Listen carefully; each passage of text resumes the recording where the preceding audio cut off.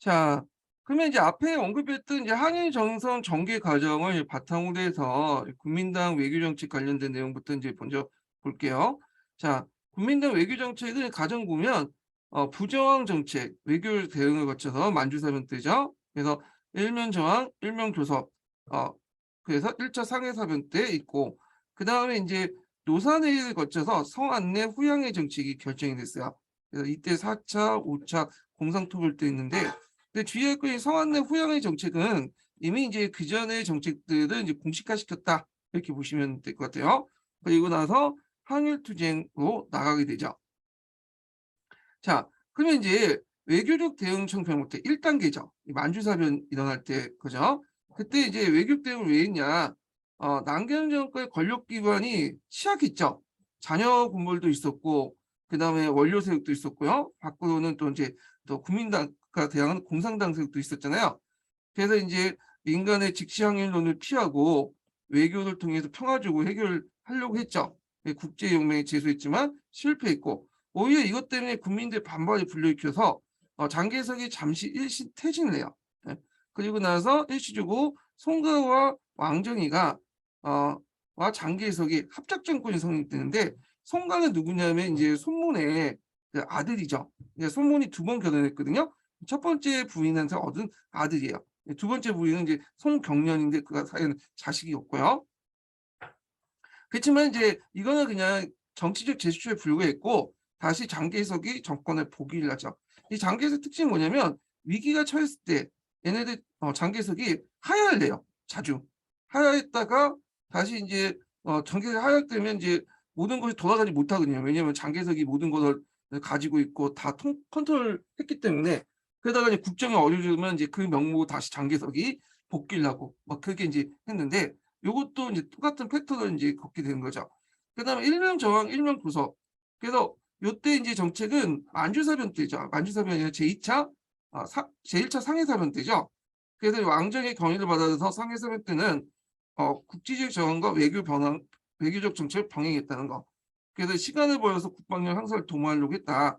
그리고 이제 성안내 후양의 정책, 요번에 시험 문제 나왔죠. 이 노사내일 때 결정된 건데, 배경을 보면 일본이 이제 만주국을 잠깐 점령하고 나서 좀 시간을 이제 돌리려고 하평 외교를 추진하게 돼요. 그래서 포면적으로 중국과의 어떤 우호 관계가 형성됐던 때야. 예. 이때 이제 뭐냐면 기존의 그런 정책들 있죠. 요걸 이제 성안내 후양의 정책을 통해서 공식화시켰다. 이렇게 보시면 될 것 같아요. 그래서 이제 목적은 성안내 후양에 내에서 소극적으로 대응하고 후전한다. 그래서 성안내라는 것은 먼저 안을 뭐냐면 안정시킨 다음에 바깥에 이제 뭐냐면 그 양해라는 건 바깥에 1번을 대응한다라고 한 거죠. 그래서 그 당시 이제 그 공산당 토벌에 초점을 맞춘 거야. 예. 그러다 보니까 이제 중국인들 반발을 불러일으키고 항일운동을 더 전개시켰다. 이렇게 좀 기억을 해두시면 돼요. 근데 이제 이런 장개석의 성안내 후양 정책이 좀 동요하는 계기가 됐던 사건이 나는데, 이게 뭐냐면 기동방공자치정부가 기차정문의 상황인데, 자 요거는 이제 요것만 보시면 돼요. 요거는 빼고 기동방공자치정부, 이거는 이제 장개석 정부가 이제 요 대응해서 만든 거고, 기동방공정치정부를 통해서 만드는데 이게 일본의 계대 정권이죠. 그때 이제 비무장지대에 만들었던 일본 계대 정권이야. 여기에서 이제 뭐냐면 기동 밀무역 같은 것도 하고 아편도 팔고 법회도 막 위조 지표도 만들고 하니까 이제 경제가 타격을 받은 거야. 그래서 이제 그때 유명한 말을 하죠. 이제 참는데도 한계가 있다. 모욕을 참는데도 선이 있다. 이거 선을 넘은 거다. 이렇게 이제 하게 되죠. 예. 그래서 어머진 한도 이렇게 이제 하게 되는데, 자, 요게 이제 유명한 발언이야. 1807년에 있었던 거죠. 그래서 장개석 국민당 이중전회에서 향한 보고인 모욕을 참는 한도에서 일본의 외교적 교섭을 통해 화평을 회복하려는 노력에도 한계가 있으니 일본이 만주국을 승인 요구하고 영토 주권 심할 때가 바로 그 한계가 공언했다 막 했고, 요걸 이제 얘기를 한 거야. 뭐 만주국은 예전부터 이제 할 때 가만히 있다가 여기에서 이제 경제적 타격을 받으니까 그 얘기를 했던 거고, 그리고 일본 자본들이 북중국에 진출하고 기동불명의 폐해가 일어났다. 그래서 이것 때문에 남김 정부의 재정 타격을 받게 되는데 이 발언에는 요 경제적인 어떤 배경도 있다. 이렇게 기억을 해주시면 되겠죠. 그리고 이 시기 때는 또 국민당 안에서 군벌 안에서 반발이 일어나요. 이게 뭐냐면 이제 그 항일 목록 국민당 내에서 이제 반장 운동이 나는데 대개 복권 인민정부가 수립되거나 선한 군부였던 주로 양강사변을 일으키죠. 그래서 이거 예전에 이제 서한 사건 배경으로 이제 한번 나왔어요. 복권 인민정부 양강사변. 한번 읽어보죠. 1111번, 1112번인데 자 복권 인민정부 관련된 내용일게요. 복권이라는 건 대만 바로 앞에 있는 섬이에요. 홍군 토벌 중에 복권에서 최정기가 강동 군부했던 직명춘, 이세진과 함께 복권 인민정부를 수립했고 항일 구국을 내세우면서 독립정권을 수립을 했다. 그렇지만 곧바로 장개석이 진압됐고요. 그 다음에 이제 두 번째 볼 게 이제 여기 양강사변. 양강사변은 이제 강동 강서를 양강 지역이라고 하죠. 이 지역에서 이제 일어났던 건데 그다음 이종인이 선언파 군벌이 얘는 이제 강서 군벌이에요. 국민정부 이탈의 항일 구국군을 발동해 항일 반장하자고 호소하자 중국 공산당 이를 지지하면서 전 중국 인민이 무장항일을 통해 신선한 민족혁명 정서를 전환시키자라고 주장했다. 자, 이 일련의 그 중국 공산당의 중공의 장개석의 반대 태도에 대해서 소드는 중국 공산당의 친한 전자행동이 중국 공사의 모험주의에 빠진 탓이라고 비난했다. 이렇게 해서 했는데 요 그 양강사변이 일어나니까 그 당시 중국 공산당이 지지를 했거든. 왜냐하면 이종민이 항해의 목표로 이제 뭐냐면 내전을 금지시키자. 중국 공산당 토벌을 하지 말자. 이렇게 내세우니까 중국 공산당 입장에는 좋죠. 국민당도 공격할 수도 있고. 그런데 이제 이 양강사변을 그걸 지지해 준 거야. 중국 공산당이. 그러니까 이제 코미테의 입장부터 소련 입장부터 말이 안 되는 거지. 왜냐면 얘네들은 훨씬 더 국민당보다 더 못된 놈이죠. 그리고 아무리 국민당이 싫다고 해도 국민당은 앞으로 이제 뭐 협력할 대상인데 얘를 지지해 보니 국민당과 관계가 더 멀어지는 거잖아요. 그러니까 이제 커미트 입장일 때는 중국 공산당 행동이 너무 지나쳤다. 이거는 미래를 보지 못하는 그런 단기적인 정책에 불과하다 비판을 하게 된 거죠. 예. 아무리 밀더라도 공산당과 이제 싸우냐, 국민당 싸우냐, 아무리 공산당 싸우냐, 국민당과 싸우냐, 아무리 믿더라도 좀 지킬 건 지키자. 협력적 관계를 맺기 위해서는 뭐냐면 이런 걸 지지해서는 안 된다. 군벌 정권들을 이런 내용인데, 자, 하여튼 이런 것들 때문에 복권 인민정부나 양강사범 때문에 장개석의 지도를 위협을 받아요. 그래서 점점 항일 체제의 전환을 모색했다. 그래서 이제 한일적 기반 구축해갖고 이제 뭐 이 당시 이런 여러 개혁 정책도 했고 소련과의 관계 개선도 했죠. 그래서 국민당 정권 소부터 물질 보급받고 뭐 이런 것들인데 이런 것들이 뒤에 이제 파일 선언에도 영향을 준다 이렇게 보시면 돼요. 자, 그러면 이제 항일 민중투쟁을 볼게요. 항일 민중투쟁은 초지일간 반입투쟁이야. 이거는. 얘네들은 공산당 국민당 싸우는 것보다는 민족적 이익을 더 우선시해야 된다는 거죠. 그래서 이제 있는데 자, 이 배경을 보면 일본군 만주점령의 국민당 정권이 계속 부정한 타협 정책을 하니까 이때 초기 활동에서는 보면 학생들이 그 상해를 중심으로 해서 자연 발생의 항일 운동을 전개했고 항일 시 일본 상품 배척 운동, 대일 경제 절교 운동을 했다.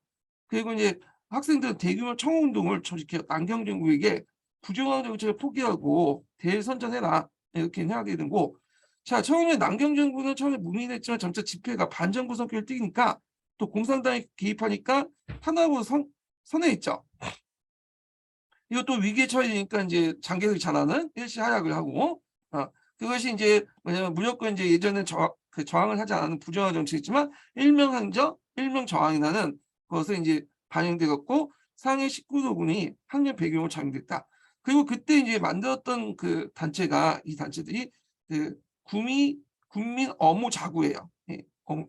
그래서 출발은 중국 민권 보장 동맹의 핵심 단체에서 출발했어요. 그래서 중국 민권 보장 동맹은 송병록, 최원배, 뭐 양해불 유명한 사람이 구성된 거야. 그래서 이걸 기반으로 해갖고 했는데 국민당 정부가 탄압을 받으니까 그 당시 이제 민족 무장 자유운동이 전개됐고요. 그래서 이제 그 당시 이때 이제 탄압을 받으면서 어무 자구회가 만들어지고 이 국민 어무 자구회가 뭐냐면 민족 무장 자유운동을 펼쳤다 이렇게 보시면 될 것 같아요. 자, 그렇지만 이 단체는 그 중국 공산당 영향을 개입됨으로써 그 당시 큰 효과를 거두지 못했다. 그래서 국민 어무 자구회는 그 중간에 항일 종식 운동으로서 약간 이제 기능했지만 크게 기능을 영향력을 행사하지 못했다. 이렇게 기억을 해두시면 될 것 같아요. 예, 이 단체가 있고 그다음에 12구 운동을 볼게요. 12구 운동은 요번에 시험 문제 나왔고 그다음에 11년도에 나왔던 문제죠.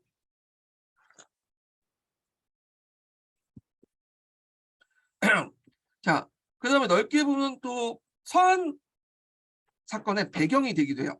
배경을 보면 일제 북중국 운동에 대한 민족적 위기의식이 확산되죠. 그래서 일본이 이제 일본이라고보다는 정확하게 말하면 강동군이죠.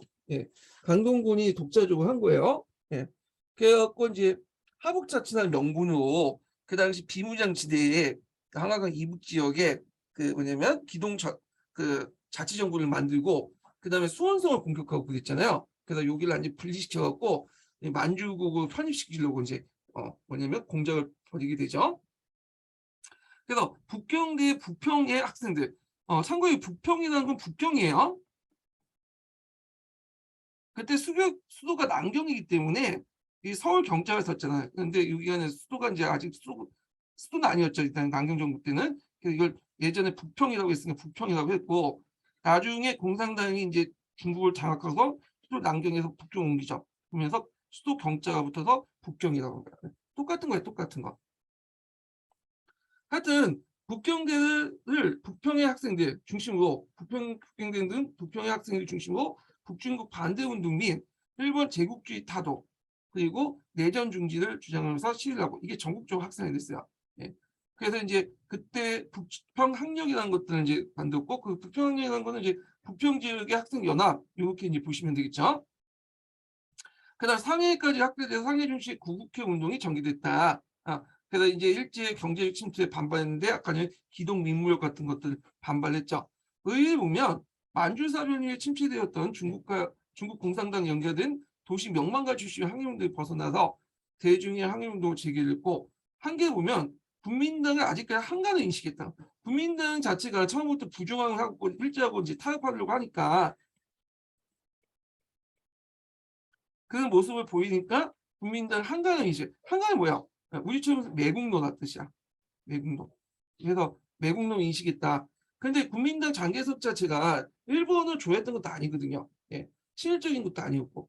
예. 이 국민당 입장, 장개석 입장일 때는 일단 일본도 싫지만 제일 중요한 건 지금 공산당 토벌이니까 거기에 집중해야 되는 논리죠. 일본 나중에 하자.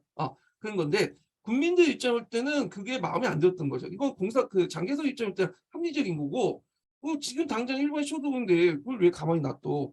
싸워야지.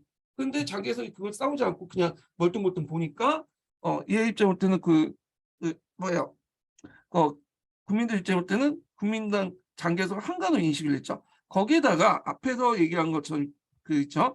동북 방고용을 이 당시 그러니까 그 당시 그 전까지 이제 그 전에 동북 방고용을 공표했어 국민당이. 그래서 국내 항일 운동을 더 단속을 하니까 이거에 대해서 이제 또 열받는 거지, 킹받은 거죠. 예. 하여튼 이런 인식과를 아직 벗어나지 못했다는 거. 그다음에 지도층이 공산당의 영향을 받았다는 거. 그래서 계속 반장 항의를 계속 내걸었다는 거. 결국에는 국민당의 탄압과 이제 일반 학생의 외면 때문에 12구 운동은 끝나게 되는데 하여튼 12구 운동 좀 기억을 해두시고요.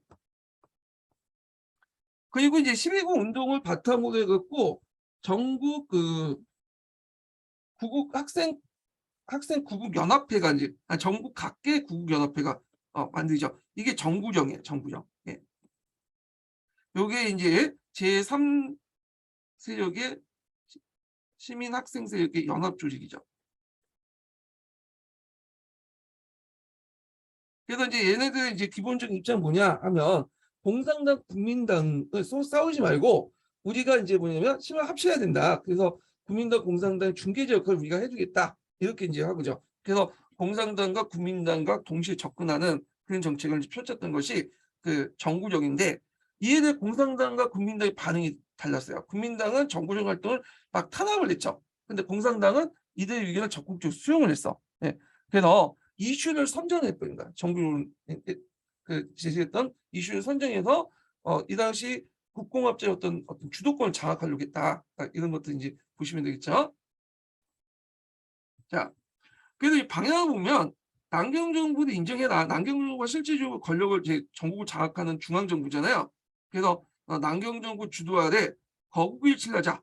그래서 남경 정부 아래 중국 공산당이나 제3세력 이런 것들이 합쳐갖고 거국일치 정부를 구성하자. 그래서 남경 정부를 중심으로 항쟁체를 확립 방향을 지시했다. 그래서 종전의 12구 운동까지는 반장안이었는데 이때는 이제 피장안으로 바뀌었어요. 그러니까 장개석 정부를 압박을 해서 항의를 하자 이렇게 하자. 그리고 서로 싸우지 말고 우리가 전 민족적 차원에서 항일 분위기를 하자. 우리가 그거에 대해서 중개자를 하겠다. 너네들 싸울 때 싸우지 말고 너네들 싸우는 걸 우리가 말리고 우리가 너네들 중개해주겠다. 이런 거에 중개자로 자임했다. 국공 양단 넘어서 민족적 차원의 항일 분위기를 형성을 조성을 했다. 활동을 보면 항일 언론 활동을 하고요.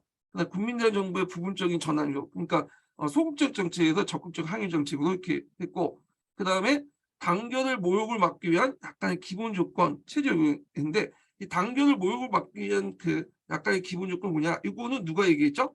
앞에서 장개석이 얘기했죠. 그래서 이걸해서 이제 뭐냐면 장개석의 발언을 우린 지지해 준다. 그런데 이걸 하기 위한 약간의 기본 조건이 있다. 이거 얘기야. 이걸 이제 약칭해서 단결 영모라고 하거든요. 그러면 이제 이 단결 영모 내용을 보면 일단 장정권 지도하에 한일적 체제를 확립하고 그래서 중간파 인사들과 중공의 어떤 중국 공산당 전체를 전환해라. 그러니까 중국 공산당 탄압하지 말고 이들과 손을 합쳐서 항일을 하자 이렇게 주장을 했던 거죠. 자, 이건 이제 뭐냐면 단결 엄호 선언을 이 정부령이 했던 단결 엄호 선언을 누가 지지해 줬냐? 이 모택동이 지지해 주죠. 그러니까 모택동은 적극적으로 이런 중간파 활동들 적극적으로 자기 진영을 끌어들이려고 했어요. 네. 자, 하여튼 이런 것도 이제 서한 사건의 또 배경으로 관련돼 있다. 그래서 이게 11년 기준이 나왔던 거죠. 자, 그래서 이제 강자중국사에 보면 이렇게 나와 있어요. 좀 볼게요. 자, 모택동은 공산당 소비에트 정부 홍콩을 대표해서 정부용 지도자 4명을 7월 5일날 선언한 단결의 모욕을 막아내기 위한 약간의 기본 조건과 최저 요건을 동조하는 단결 모죠 공개 서신을 보냈다. 자, 이 공개 선언에서 모택동 우리는 최근 신문지상에서 4분의 선생님의 단결의 모욕을 막아내기 위한 기본 조건과 최저 요구와 정구령의 선언 및 강령을 읽었는데 이들 문헌은 우리의 커다란 동정과 흥분을 불러일으켰으며 그것이 왕국노가 왕국노가 되지 원치 않았던 전국 최대 인민의 위견과 요구임을 확인하겠다 해갖고 이걸 적극적으로 지지했다 그거죠. 예. 그리고 이제 기층민족의 구국운동을 조직화시켰죠. 예. 그래서 이제 뭐 9.18 국치 기념대회를 조직한다든지 노동자 파업을 지도한다든지. 근데 이제 이거에 대해서 국민당 정부는 안 좋게 본 거야. 예. 그래서 공산당과 달리 이때 이제 뭐냐면 이 정구령의 항일 지도자 7명을 체포하죠. 예. 자, 하여튼 있는데, 자, 하여튼 이 정구령 활동은 서한 사건과 제2차 국공합작 형성에 큰 영향을 줬다. 이렇게 보시면 되고요. 자, 공산당을 보죠, 이제.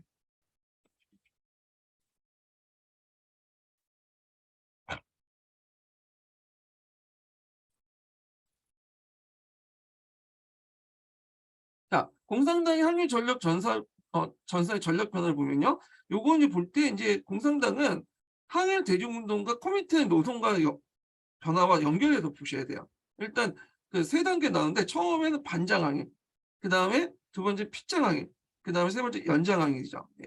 자, 그러면 첫 번째 초기 단계 반장항일 단계는 뭐냐면 만주사건 전후죠. 그래서 이제 이때 코미테 지도하에 반제국주의론 통일전선을 견지하면서 그 당시 남경 정부를 타도를 계획하려고 해요. 이때 반을 이용해가지고 그래서 일종의 반의를 일종의 정치적 수단을 이용을 하려고 했던 거죠. 그래서 이제 뭐 민중대회도 지원하고 그다음에 이제 이렇게 했던 건데 요게 이제 이 반장항인이 피장항인으로 넘어가는 계기가 됐던 사건이 있어요. 이게 이제 8.1 선언하고 뒤에는 그 8.1 선언인데 이 파결선언을 좀 보면요. 자, 여기 보면 이제 코민탄 7차 대의를 영향해서 반파쇼의 연합정상이 형성되잖아요. 그래서 이제 왕명이 작성되고 코민탄의 의사가 중국 공산당에 전달되는데, 자, 여기 내용을 보면 내전 정지 호소, 장개석을 배제한 지주 자산계급 등 포함된 민족 연합 전쟁 주장, 통일된 국민정부 통과 통일적인 항일 영물 제행. 그래서 여기 보시면 장개석은 배제했지만 장개석과 가까운 지지 기반 지주와 자산계급을 포용을 했단 말이에요. 그러다 보니까 이제 요거는 상당히 의미가 있어. 종전의 반장항이 돼서 피장항이 넘어가는 장개석 핍박에서 이제 항일하게 하는 이 가독의 단계 선언이다. 이렇게 보시면 되겠죠. 그래서 이제 여기 내용을 보면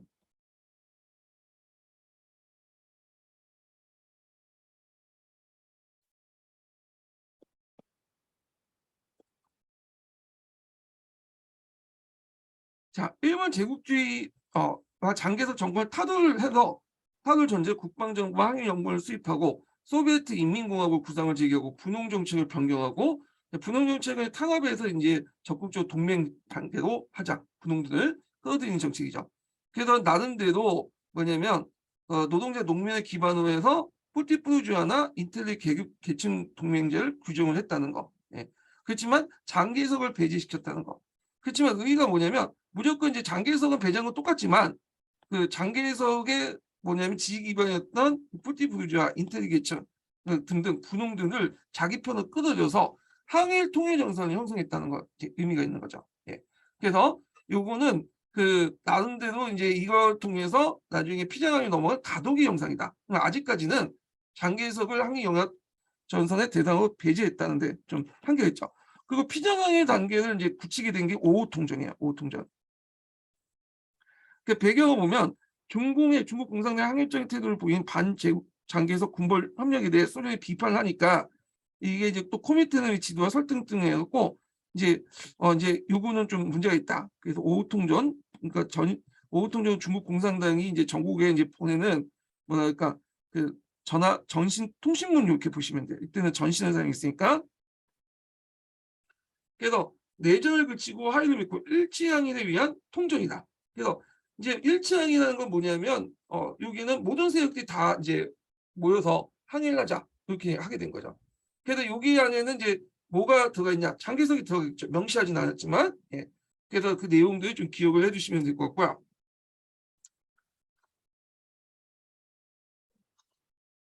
그래서 5호 통전을 계기로 해서 이제 뭐냐면 피장항일 단계로 넘어가게 돼요. 예. 그러니까 피장항일 단계에서 이제 어떤 내용들이 있냐면 모 대통령이 앞에서 얘기한 정부의 단결 선언을 지지했고요. 도시대중과 지식인들 일치 항일 요구를 수용해서 국민당에 보낸 서한을 통해서 종전의 반제 장개석 태도를 포기 가능성을 시사했어요. 그리고 민주공화정을 제시했다. 각파 세력들이 이제 결합된 민주공화국을 제시를 했죠. 그래서 이제 앞으로 진행된 국공합정의 어떤 주도권을 장악하려고 했던 거고, 그다음 장개석이 모욕을 참는데 한도에 있다는 발언을 지지하게 되죠. 그러니까 이걸 통해서 이제 국민당의 어떤 위상 같은 걸 인정하고 이런 것들을 했다는 걸 좀 기억을 해두시면 될 것 같아요. 그러면 요때 피장안에 대해서 이제 제시했던 단계에서 저는 민주공화정을 볼게요. 자, 요거는 이제 앞으로 있었던 좌우합작에 공산당 중심으로 그걸 이제 하겠다는 이제 구상이에요. 예, 주도권을 장악하겠다는 거죠. 그래서 이제 국민당에 보낸 서한에서 그걸 제시했는데 그 내용을 보면, 자, 장개석 정권 인정하는 전제도 보통 선거를 통해서 각 세력들이 구성한 통일적인 국방정부 수립을 하자. 네. 그리고 중국의 의도는 장개석 정권의 어떤 정당성을 약화시키고 현실적 역사에서 벗어나 항일 정세의 주도권을 장악하고 코미테로부터 독자성 확보 및 당내 반발을 견제하기 위한 거다. 왜냐하면 당내의 반발이 상당히 심했거든. 국민당이 그 당시 이제 그 공산당을 압박을 했잖아요. 그리고 막 그 발표할 당시가 어떤 시기였냐면 연안 그 대장전이 막 끝난 시점이었거든. 예. 그러다 보니까 공산당 안에서 국민당에 대한 장개석에 대한 어떤 반발 세력들이 되게 많겠죠. 그러니까 얘들을 좀 무마시키기 위해서 한 것도 있어요. 자, 의회 보면 장개석 정권부터 수용되지 않았지만 중북파 세력들 포용해서 후에 국공내전 중에 정치협상 이론의 바탕이 되었다. 예. 그리고 신민주주의 이론의 바탕이 됐죠. 이 신민주주의 이론은 나중에 한동안 이제 공산당이 중국을 장악하고 나서 이제 본격적 사회주의 정책을 하기 전까지 내세웠던 이론이 이 신민주주의 이론이에요. 예. 그래서 요거 상당히 중요하죠. 이 신민주주의. 그래서 이제 요 내용을 한번 읽어볼게요. 1853번. 자, 국공합작 성립 직전까지 장정권의 지휘한 토벌 작전에 시달렸던 공산당은 비록 서북방 병방에 몰려있었지만 통일전선 전체로 전환함으로써 열세에 처한 자신의 정치적으로 신장시킨 동시에 민족적 요구에 대응에도 부응할 수 있다. 특히 통일전선의 구심점으로서 민주공화국의 구상을 제시하면서 무당파 지식인층을 비롯한 대중들 끌어들일 뿐만 아니라 장정권의 위치를 자신의 구상 안에 재조정할 수 있는 정치적 도약대로 마련할 수 있었다. 그래서 국민당과 달리 전민항중론을 추진할 수 있고 그 이론적 성과가 신민주주의 혁명이다. 그러니까 모든 계층이 뭐냐면 참여한 새로운 정부를 구성하자. 이 신민주주의 혁명이고 이 신민주주의 혁명에 따라서 이제 정치 협상이 나중에 이제 공산화된 후에 정협이 어떤 배경이 됐던 거죠. 예, 이걸 기억을 해주시면 될 것 같아요. 자, 그래서 이제 결국에는 이제 이런 국민당의 어떤 항일 운동 전선과 공산당의 항일 전선, 그 다음에 이런 이제 그 시민사회나 이제 중간파들의 항일 전선이 하나 모아놓은 사건이 계기가 됐던 것이 서한 사건입니다. 서한 사건. 예. 요거 예전에 한번 시험 문제 나왔죠. 서한 사건을 계기로 해서 이제 그때를 계기로 해서 1937년에 중일 전쟁이 일어나고 나서 곧바로 제2차 국공합작으로 연결되죠. 예. 이런 것들 이제 보시면 되는데, 자, 서한 사건이 예전에 한번 시험 문제 나왔어요. 배경부터 해갖고 나왔는데 한번 볼게요. 자, 서한 사건 관련된 내용은 이제 어디냐? 이거는 뒤로 쭉 넘어가서 여기 있죠. 예. 서한 사건. 이것도 내용이 좀 약간 부실하기 때문에 요걸로 할게요. 예. 자, 배경을 보죠. 배경이 예전에 뭐 11년 기출문에 나왔던 거거든요. 자, 배경은 중국 전역 및 하국 지역의 항일 여론 형성, 대표적인 12구 학생 운동이죠.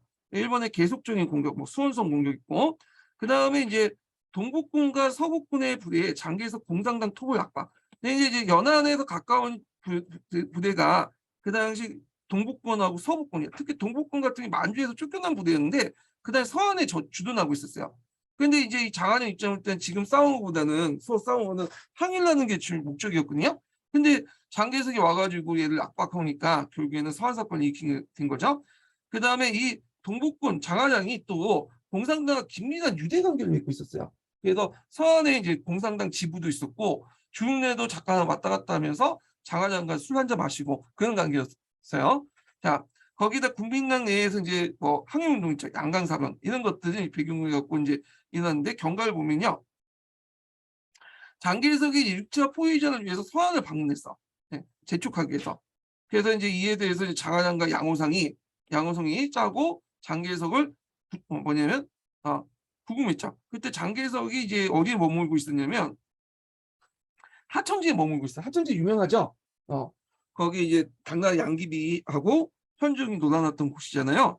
자, 그래서 이제 여기에 구금을 하고 나서 하니까 이제 이에 대해서 그 당시 이제 남경 정부에 있었던 총사령 하웅이라는 사람이 이게 친일적인 성격이 갖고 있는 사람인데 이 사람이 얘들을 이제 군대를 동원해 갖고 토벌하려고 했어요. 근데 이제 그 옆에 손민영이나 송자장이 말렸죠.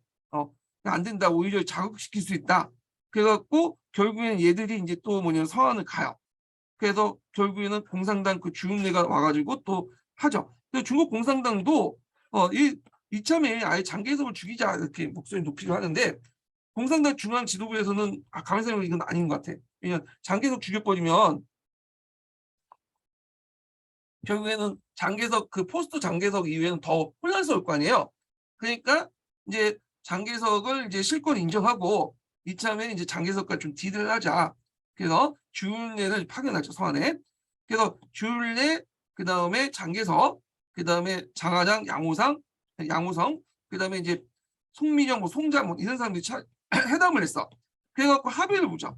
그래갖고 내전 정지 그다음에 항일 국민당 공산당 개조 이런 것들을 이제 뭐냐면 합의를 하는데 장개석하고 이제 합의하고 나서 이제 문서를 남겨야 될 거 아니에요. 근데 이제 장개석이 딱 거부한 거야. 나는 이제 내가 한 말은 내가 지킨다. 문서 그런 것들은 남길 필요 없다. 이렇게 했거든요.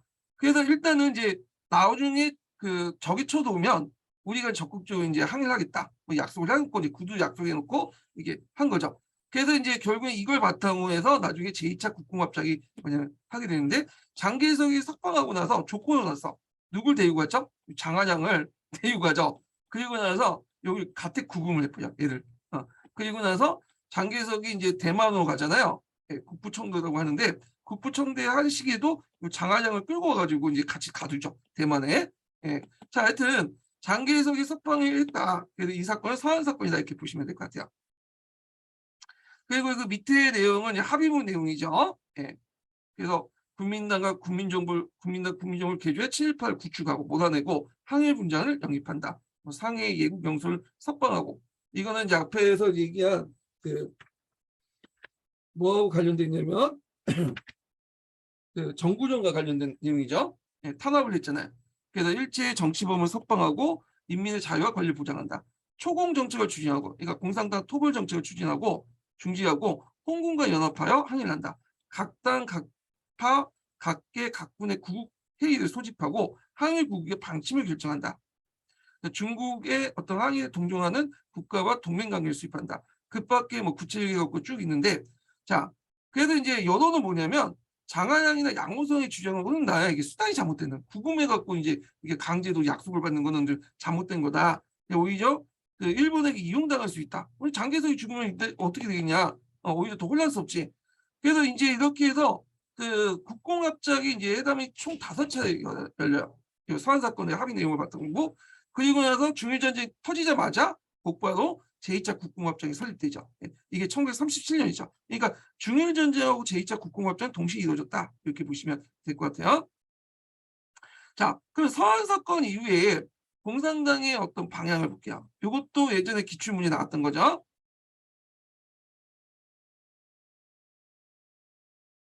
자, 공산당은 그 이제 서한 사건 이후에 당 동시에 고하는 글을 통해서 서한 사건 이후에 당내 반발을 왜냐하면 이제 서한 사건 때 그 무슨 의견까지 있었냐면 아까 말했처럼 장개석 죽여야 된다는 의견이 많았고 무슨 타협이냐? 그런데 이제 이 당내 반발을 무마시키고 중국의 양보에 의해 한계를 명확히 구명했죠. 그리고 정책을 이제 전환했는데 어떤 정책 이거 외워두셔야겠죠? 무장폭동 중지, 국민정부 타도를 포기하고요. 철저하게 민주주의 시행, 그리고 지주에 대한 토지 몰수 정지, 소비에트 방식을 대체한다. 포기한다. 거죠. 그래서 병구로 대체하죠. 그래서 병구라는 건 국민당의 지방 정부라고 보시면 돼요. 그래서 이게 좀 눈여겨볼 게 뭐냐면 지주에 대한 토지 몰수. 예전에는 이제 그 지주들 토지를 몰수에 분배했는데 그러다 보면 동맹이 잘 안 되겠죠. 예, 연합이. 그러니까 감조 감시 정책으로 바뀌어요. 그래서 감조 감시 정책은 지대를 낮추는 거죠. 지대를. 그 지주의 토지를 강제 뺏어가지고 나눠주는 것을 금지시켰다. 그런 것도 좀 기억을 해주시면 될 것 같아요. 그리고 나서 이제 그 당내 민주주의, 그러니까 자기 통치 구역 안에서 민주주의를 실시하죠. 그래서 그 당시 이제 그 중간파들을 한 30%를 당내 정치에 참여시켜요. 예. 그래서 이제 근데 왜 이렇게 했냐면 그 당시 중간파들을 적극적으로 수용하기 위한 거죠. 그래서 이 서한 사건 결과가 12년 기춘 관련돼서 나왔어요. 근데 이제 책마다 약간 다른데 어떤 책에는 이 서한 사건 뒤에 일어난 걸로 돼 있고 어떤 사건에는 또 뭐냐면 중일전쟁 뒤에 일어난 걸로 돼 있어요. 예. 근데 다 똑같아요. 예. 서한 사건 때 이런 것들을 이제 했다가 중일전쟁 이후에 확실히 이걸 딱 당내로 이제 공식화시켜 추진한 거야. 그러니까 전후도했다고 보시면 돼요. 서한 사건에서 중일전쟁 전후도해 갖고 그 관련된 내용을 진행을 했다. 이렇게 보시면 되겠죠. 자, 그 다음에 이제 국민당은 이제 공산당 제의를 수용하고 국민당이 주도권을 잡고 항일 전개를 이제 하겠다 했고요. 자, 그리고 나서 이제 1937년 중일전쟁이 터지죠. 터지자마자 이제 뭐냐면 합작이 돼요. 제2차 국공합작. 그 제2차 국공합작은 이거는 특징이 뭐냐면 제1차 국공합작은 공산당원이 국민당원을 자격 공산당원이 자기의 당적을 그대로 유지한 채 국민당적을 그대로 취득하면서 한 거잖아요. 이중 당적을 바탕으로 한 거잖아요. 그래서 당 내에 들어가서 개인 자금으로 들어가서 이제 합작하는 방식이죠. 근데 2차 국공합작은 당 대 당의 합작이야.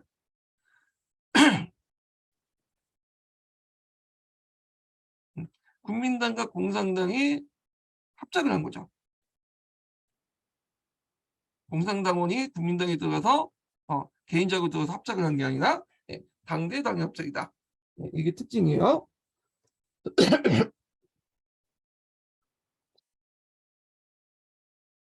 자, 형성을 보면 중일전쟁 반발과 동시에 발발과 동시에 합작했다. 발발이죠. 그 내용을 보면 그 국공합작 조직 형식, 홍군의 개편, 병구 등 쟁점이 되는데 결국에는 이런 것들 예전부터 이제 쭉 논의됐다가 왜냐면 타협 보고 바뀌었죠. 그래서 앞에 있었던 이제 그거 똑같아요. 그래서 앞에서 얘기했지만 그 서한 사건 이후에 이런 그 조직 개편도 있었고 그 다음에 이게 이제 중일 전쟁 이후에 이것이 가속화됐다 이렇게 보시면 돼요. 이렇게 이해하시면 돼요. 그러니까 공산당과 국민당의 당대당 합작이었고 그다음에 이에 비해서 1차 국공합작은 당내 합작이었죠. 그다음에 공산당 소비에트 정부가 국민당 정부 시하에 병구로 들어가는 거죠. 소비에트를 포기하고 형식상 그런 거야. 홍군을 국민혁명군 개칭하고 제8요군을 개편돼요. 예. 그래서 이제 요게 강북 지역에 그러니까 하북 지역 연안 지역에 있었던 주력은 8요군이고요. 그다음에 강남 부대의 자녀 부대도 있었어요. 그래서 이 부대가 이제 신사군으로 개편돼요. 신사군. 그래서 이제 이렇게 두 개 부대도 개편됐다. 이렇게 기억을 해두시면 될 것 같아요. 자, 그 다음에 이제 국민당이 공산군의 무기 공급을 약속하고 그다음 공산당 대표들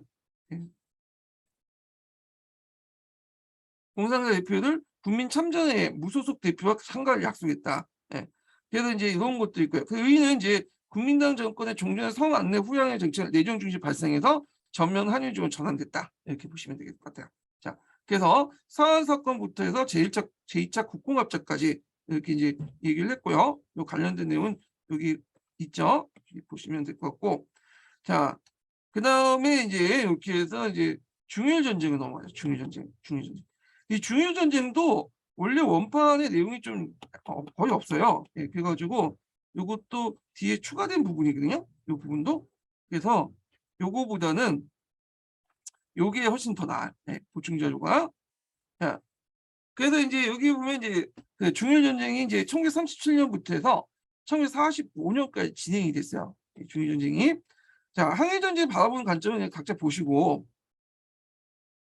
거기 보면 이제 전쟁 계기와 과정을 보죠. 계기가 됐던 사건이 노구구죠. 이 노구구는 북경 부근에 있었던 이제 그 다리 이름인데 여기를 기점으로 해갖고 그 당시 중국군하고 일본군이 대치를 하고 있었죠. 예. 그런데 이제 일본군의 점호 시간대에 한 명이 이제 일본군 사병이 없어진 거야. 그래서 얘가 이제 일본군 입장이었던 중국군이 잡아서 죽였다 이렇게 생각을 해갖고 먼저 공격한 거죠. 예. 근데 나중에 보니까 그 일본군 사병은 똥 누다가 그냥 늦게 점호에 들어온 거야. 예. 하여튼 전쟁이 벌어졌고 그때 이제 연대장이 이제 무타구치 네나라고 되게 유명한 사람이 있어요. 예. 그래서 우리나라에 큰 도움을 줬던 부분인데 하여튼 그때 전쟁을 시작해서 이제 했는데 처음에는 이제 이렇게 국지전 형태였는데 일본군이 이때는 착각한 게 뭐냐면 예전에는 이렇게 국지전을 벌이면 그냥 좀 하다가 국민당군이 타협을 했거든. 땅을 좀 뺐고 그다음 좀 앞에 나가고 그런 식이었는데 이때는 이제 전면적으로 막 공격을 하는 거죠. 그래서 결국에는 이 사건을 계기였고 뭐냐면 중일 전쟁이 발발했다. 네, 이렇게 보시면 돼요. 반발인데. 자, 그래서 이제 이 노구부 사건, 루브차우 사건 외워두셔야죠. 774변이라고 하죠. 예. 자, 전쟁 과정을 보면 자, 초창기 때는 이제 일본군이 승리 잡았어요. 근데 시간이 지나면서 전선이 길어지고 중국이 땅이 얼마나 넓어요. 예. 그러니까 이제 국민당군이 점점 장기적으로 대비하면서 했는데 국민당 입장일 때는 그 싸우기 어려운 하북 지역이나 양자강 유역은 포기를 해버렸어. 예. 그냥 일단 저항하면서 포기하고 어디로 이제 가냐면 산악 지역 가죠. 특히 사천 지역. 그래서 수도를 남경에서 어디로 옮겨요? 중경으로 옮기죠. 우리나라 임시정부도 같이 옮기잖아요. 이 사천 지역으로 이제 방어망을 친 거야. 네. 그럴 수밖에 없는 게 이게 일단 여기는 평원이기 때문에 상당히 불리해. 국민당 입장한테는. 왜냐하면 상대적으로 일본군이 기갑 전력이 되게 뛰어나고 무기도 상당히 우수하고 그러거든요. 항공 병력도 있고. 그러니까 여기 평원에서 싸우기 힘드니까 사천 같은 고지로 이제 들어가게 된 거죠. 사천 같은 경우에는 주변이 산이고 방어하기 쉽고 그다음에 일본의 기갑 전력이 여기에서 이동하기가 되게 어려운 지역이에요. 예. 그래서 여기에서 버티고 있는 거 존버를 하게 된 거죠. 그러면 시간이 지나면 이제 어떤 문제점이 있냐? 일본 애들이 요 넓은 땅을 다 통치할 수 없죠. 요게 일일이 해 갖고 병력 파견할 수 없잖아요. 주로 일본 애들이 이제 장악했던 곳은 대도시나 요충지 있죠. 이런 거나 점령해. 그리고 여기에 있는 뭐 철도나 도로를 장악하는 거야. 그러니까 점하고 선을 잇는 그 지역만 장악하고 요 면 지역도 있죠. 네. 요 대부분 조그만 소도시나 뭐 이런 농촌 지역 같으면 장악을 못 해요. 예. 그러면 여기를 누가 장악하냐 하면 공산당이 들어와서 장악을 해버린 거죠. 예. 그래서 공산당이 요 지역을 장악하고 나서 요게 이제 보급로를 끊는 방식이야. 그러다 보니까 시간이 지나면서 계속 소모전이 돼버린 거야. 인력과 물자를 막 여기다가 중국 전선에 막 투입을 하는 거야. 예.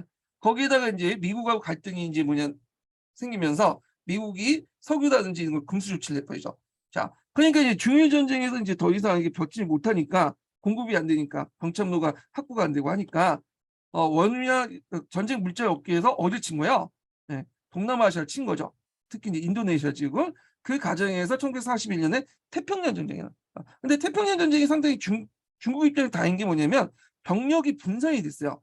예. 그러다 보니까 쉽게 또 수월하게 전쟁을 할 수 있었고 그다음에 미국이 이제 뭐냐면 일본하고 싸우다 보니까 미국부터 영국부터 막대한 지원을 받아요. 군수 물자부터 해갖고 여러 가지 지원을 받으면서 이제 뭐냐면 점차 이제 승기를 잡게 된 거죠. 예. 이런 과정인데 그래서 뭐 이런 내용들은 뭐 여러분들 뭐 다 알 필요는 없을 것 같고 하여튼 전쟁 과정에서 이제 여러분 알다시피 그 상해를 공격하죠. 이때 제2차 상해 사병이라고 하고요. 그리고 나서 이제 상해 상병하고 수도를 국민정부가 이제 남경에서 저쪽 옮기잖아요. 남창 옮기고 그다음에 저쪽 중경 옮기죠. 그리고 나서 이제 상해를 점령하고 나서 남경을 점령했는데 이때 그 유명한 남경 대학살이 일어나죠. 그런 것들. 그래서 이제 있고 그다음에 중간에 이제 그 국민당 정부를 이제 분열시키기 위해서 그다음에 국민당 장개석하고 반대판 인물이 왕정이잖아요. 왕정을 불러내. 그래서 왕정이가 계대 정부를 세우죠. 예. 거기 이제 새끼에 나오는 그 남자 주인공이 그 계대 정부에 있었던 이제 경찰 그 치안 담당이에요. 그래서 치안 담당 그 관리인데 하여튼 왕정의 계대 정부를 세웠다. 하나의 국민 정부를 또 세우죠. 남경에 세웠는 그랬어요. 하여튼 거기에 세웠다는 거. 그렇지만 이제 일본군이 항복을 받았다. 1945년 일본군이 항복하면서 끝나게 됐죠. 중일 전쟁이 7년 동안 전쟁을 하게 된 거예요. 7년 전쟁. 자, 그래서 이제 그때 통치 지역을 좀 볼게요.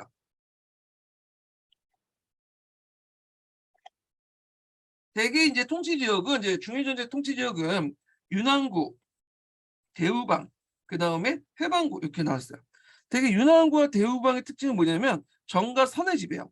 그러니까 중요 대도시하고 거점과 교통을 연결하는 그런 지구고 그 나머지 농촌이나 소도시는 해방구성 이렇게 있는데 주로 윤왕구는 일본의 점령지구, 대우방은 국민당 지배구, 해방구는 공산당 지배구이죠. 그러니까 전쟁이 장기화되면서 이들은 뭐 공산당이죠. 공산당이 이걸 기반으로 해서 해방구를 높여서 자기 세력 기반을 확대시켰던 거죠. 자, 그러다 보니까 이제 원래는 국민당하고 공산당 합신해서 뭐냐면 일본을 이제 싸우려고 했는데 이 공산당 세력이 점점 커지니까 자연스럽게 이제 국민당과 충돌을 하게 되죠.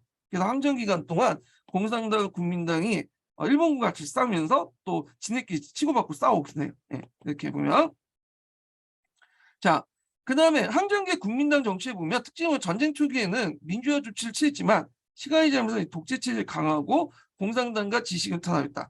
그게 특히 이제 지식인들을 되게 많이 탄압했어요. 제3세력들. 그래서 이제 얘네들이 공산당으로 이렇게 넘어가는 우리를 범했죠. 예. 요 내용은 각자 읽어보시고, 예. 그 다음에 이제 이때 이제 헌정운동이 일어나요. 예. 왜냐하면 이제 공산당이 아니 그 국민당이 그 당시 독재 정치를 하고 하니까 그거에 대한 반발로 반발이 아니라 반발로 이제 일어났는데 이때 이제 중간파 주도를 했다. 그때 중간파들이 민주정당 동맹을 결성했어요. 그래서 이렇게 있고 그래서 이제 뭐냐면 얘네들이 그 국민당을 비판하면서 헌법을 만들자 이렇게 이제 했던 거죠. 근데 이제 이거에 대해서 국민당의 답변은 뭐예요? 탄압이죠.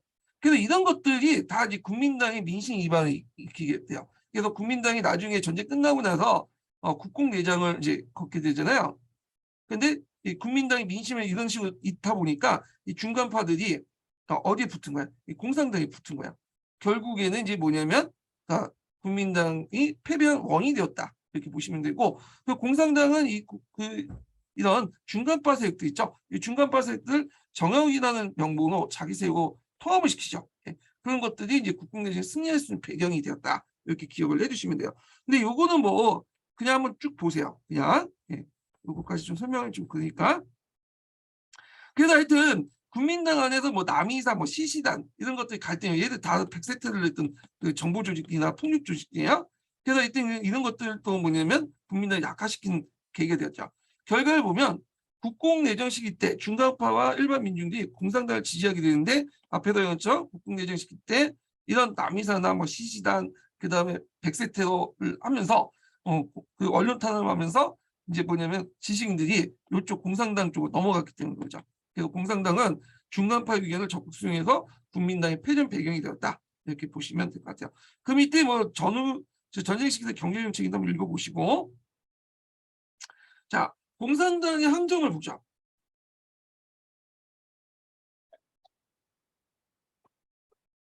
자 전략전술에서 장기적인 목표 지구전과 유격전이라는 항해 전술을 채택했다.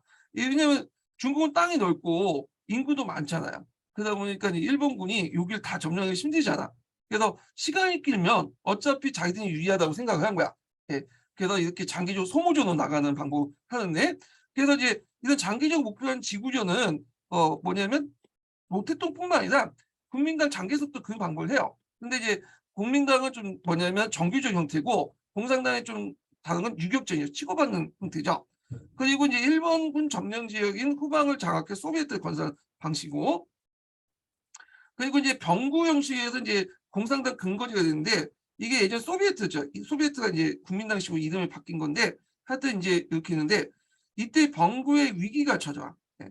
이때 이제 보면 항일전의 주요 전장이 국민당의 정면 전쟁 형태로 바뀌고 그리고 그 중국의 육전 전에 그다음에 초기 전쟁 초기 일본군의 공산당 평가 저하 등 이렇게 이제 학대할 수 있었는데 자 이게 학대 배경이죠. 예.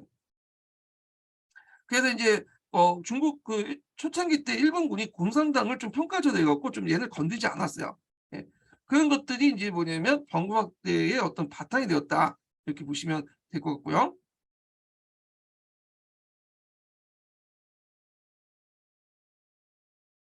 그리고 이제 항해 주요 전쟁이 국민당이죠. 국민당이 그 전면 전쟁 그러니까 이제 국민당이 이제 일본과 싸우면서 패배를 했잖아. 그래서 계속 후방으로 물러난 그 틈을 노려서 일본군이 들어가지 못한 부분을 뭐냐면 또 들어오게 되죠. 이런 것들.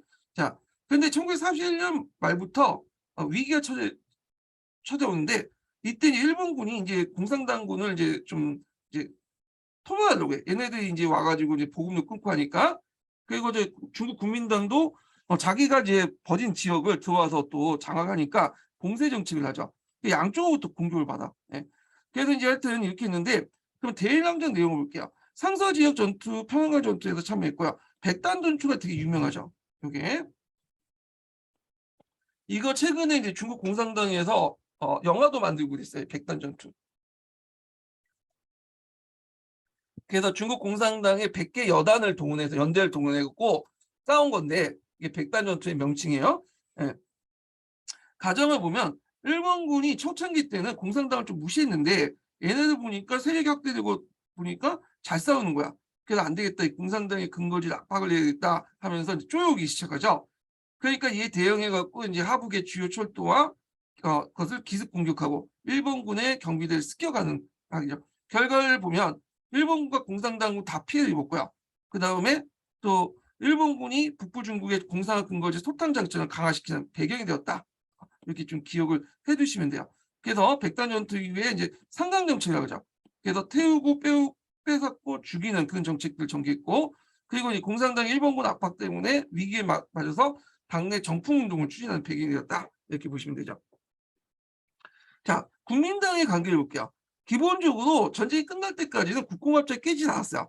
예, 그렇죠. 그 내부에 보면 전쟁 초기에 때는 협력 관계에서 점점 대립 관계로 전환되죠. 앞에서 얘기한 것처럼 공산당이 이제 국민당에 몰려난 자리들 공산당 세력이 확대돼 나갔잖아요.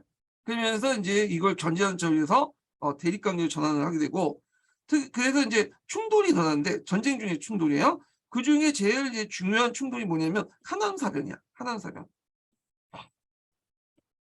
하남사변은 이제 뭐냐면 그때 안희성에서 국민당군이 신사군을 공격한 사건이에요.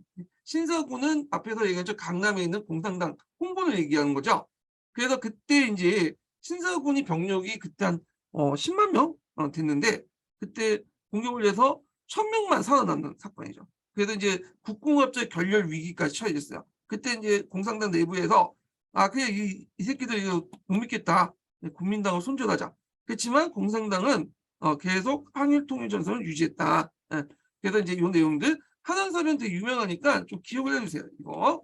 예. 그래서 이게 1922번 있는데 읽어볼게요. 자, 1941년 1월에 안희성 남부의 돌반 국민공산당 무력충돌 사건을 밝힌다. 1940년 10월 19일 국민정부 군사위원회가 항하 이남 소재의 중국군에게 항하 이북을 이동시킬 것을 인정했다. 그래서 신사군은 이동을 시작한 지정된 길에 따라서 안희성 남부에 있을 때 국민정부군 7, 8만 명이 습격을 받아 군장이 잡히고 부군장 이하 상당수가 전살해서 신사군 큰 타격을 입었다. 이 신사군을 타격한 하남사변의 주 내용이거든요. 그래서 이거 좀 기억을 해두시고, 자, 그럼 대민 정책을 볼게요. 대민 정책. 자, 대민 정책을 보면, 자, 일단 이제 그 정책적인 방향을 보면, 그 당시 이제 분홍을 포용하려고 했죠. 자기 세력들. 악질 지주는 탄압을 했지만, 분홍은 포용을 하려고 했고, 그 다음에 중간파들을 또 포용하는 정책들을 했어요. 그래서 분홍을 이제 포용하는 정책으로서 이제 했던 것이 뭐냐면, 감조 감시 정책이죠. 그다음 중간파를 이제 포용하려고 했던 것이 삼삼제야. 그래서 공산당, 국민당 아닌 무당파 세력들, 중간파 세력들을 끌어들이기 위해서 그 당시 당내 그 정부의 통치 행정부나 의회에 3분의 1을 이들 세력으로 이제 할당을 시켜주는 거야. 그래서 이 중간파를 포섭시키려겠다 이렇게 보시면 돼요. 물론 이제 감조 감시 정책 같은 경우에는 초창기 때만 그랬던 거고 나중에는 이제 시간이 지나면서 자기한테 유리해지니까 포기해버리고 이제 뭐냐면 다시 예전처럼 토지 분배 정책으로 바뀌죠. 이건 뒤에 좀 얘기할게요. 이건 국공내정 때 이제 하게 되는데 그거는 뒤에 좀 얘기하고. 자, 그래서 내용을 보면 국민당 지배 지역에서 반독자, 민주화 요구하는 중간파를 적극적으로 유인하기 위해서 정부 행정부 및 의회, 공산당 의회 당파와 무당파 민주파 인사들을 3분의 1을 참여시키죠. 삼삼제를 실시했어요. 네. 그래서 이들을 적극적으로 끌어들이려고 했다는 거. 그 다음에 토지혁명을 중시시키죠. 예전에 시험 문제 나왔죠. 그래서 항일협력의 지주들에게 분홍들에게 기존의 소장료와 이자를 낮춰주는 감조관시 정책을 하면 토지 소유권 인정해주고 그렇게 했던 거죠.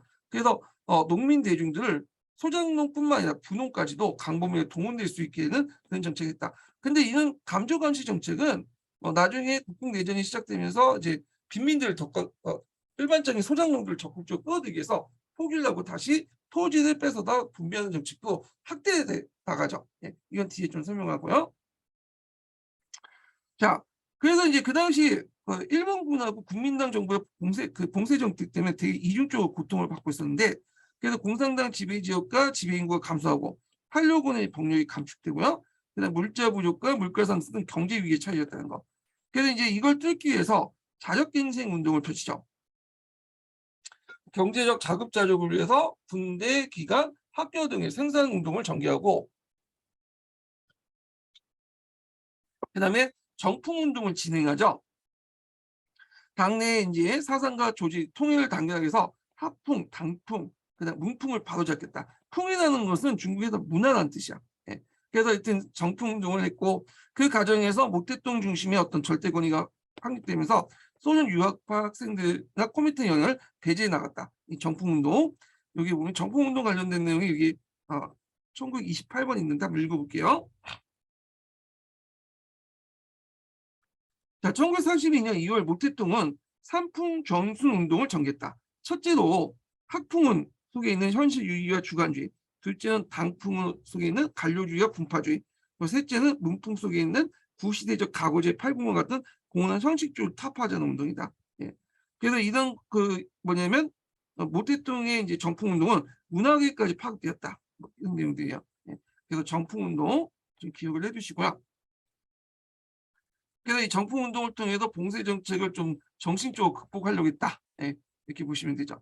그리고 이제 기타 보면 분홍들 좀 끌어들이기 위해서 감조 감시 정책을 바탕 근거리 정력을 확대시키고 항일 선정, 환경 지도, 문맹 교육 등을 통한 대중들의 항일 감정을 고조시켰다. 예, 항일 감조 감정, 항일 감정.